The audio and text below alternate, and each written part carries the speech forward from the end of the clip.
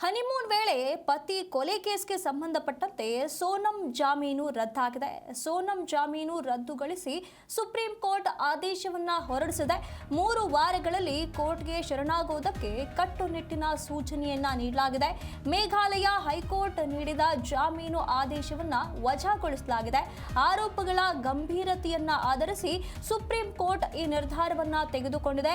ಆರೋಪಿ ಸೋನಂಗೆ ಜಾಮೀನು ಸಿಗೋದಕ್ಕೆ ಅರ್ಹತೆ ಇಲ್ಲ ಅಂತ ಹೇಳಿ ಪೀಠ ನಿರ್ಧಾರವನ್ನ ತೆಗೆದುಕೊಂಡಿರುವಂತದ್ದು.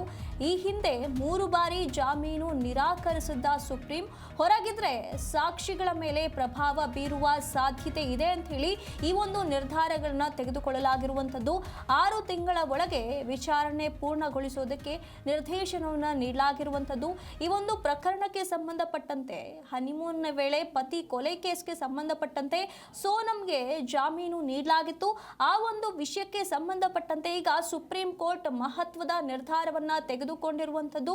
ಇನ್ನು 3 ವಾರಗಳಲ್ಲಿ ಈಕೆ ಸೋನಂ ಏನಿದ್ದಾಳೆ ಅವಳು ವಾಪಸ್ ಕೋರ್ಟ್ಗೆ ಶರಣಾಗಬೇಕು ಅಂತ ಹೇಳಿ ಕಟ್ಟುನಿಟ್ಟಿನ ಸೂಚನೆಯನ್ನ ನೀಡಲಾಗಿರುವಂತದ್ದು.